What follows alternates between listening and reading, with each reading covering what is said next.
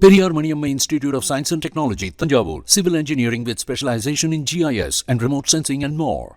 ரஷ்ய அதிபர் Vladimir Putin அழைப்பை தொடர்ந்து பிரதமர் நரேந்திர மோடி ஜூலை 8, 9 என 2 நாட்கள் அரசுமுறை பயணமாக ரஷ்ய தலைநகர் மாஸ்கோவிற்கு சென்றுள்ளார். இந்த சந்திப்பு உலக நாடுகள் மத்தியில் பெரிய அளவில் கவனிக்கப்படுகிறது. ஏன் தெரியுமா? மோடி 2014 பிரதமர் ஆனதிலிருந்து இரு தலைவர்களும் மொத்தம் 14 முறை சந்தித்துள்ளனர். ஆனால் பிப்ரவரி 2022 ரஷ்ய ராணுவம் உக்ரைன் நாட்டின் மீது போர் தொடுத்ததிலிருந்து ஒரு முறை கூட சந்திக்கவில்லை. இந்த இடைப்பட்ட காலத்தில் ரஷ்யா மீதான பொருளாதார தடையை தாண்டி இந்தியா ரஷ்யாவின் கச்சா எண்ணெய் முதல் பல பொருட்களை இறக்குமதி செய்து வருகிறது.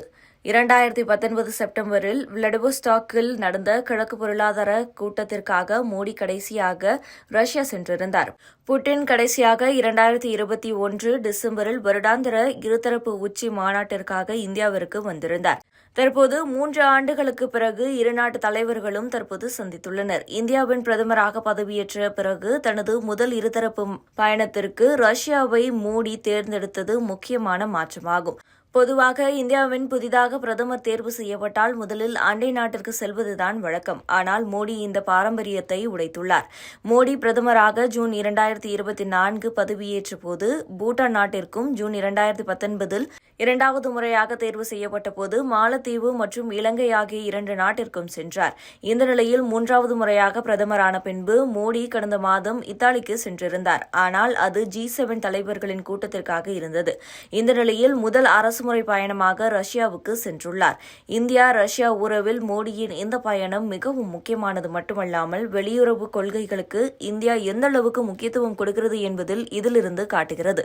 இதேவேளையில் ரஷ்யாவை எதிர்க்க உருவாக்கப்பட்ட ராணுவ கூட்டணியான வடக்கு அட்லாண்டிக் ஒப்பந்த அமைப்பின் அதாவது நாட்டோ அமைப்பில் உள்ள 32 நாடுகளின் தலைவர்கள் ஜூலை 9 முதல் 11 வரை வாஷிங்டன் டிசியில் 75 ஆண்டுகளை கொண்டாடும் அதே நேரத்தில் மோடி புட்டினை சந்திக்கிறார் என்பதுதான் மாஸ்டர் ஸ்ட்ரோக். ரஷ்யா இந்தியாவுக்குமான நட்புறவு சுமார் 70 ஆண்டு காலம் கொண்டது. ரஷ்யா இந்தியாவுக்கு அண்டை நாடாக இல்லாவிட்டாலும் இந்தியாவின் வளர்ச்சிக்கும் பாதுகாப்புக்கும் பல நேரத்தில் ரஷ்யா துணையாக நின்றுள்ளது. சோவியத் யூனியன் காலத்திலிருந்து இந்தியாவுடனான உறவு தற்போது பல துறையிலும் பல பிரிவிலும் பல வகையிலும் விரிவாக்கம் அடைந்துள்ளது.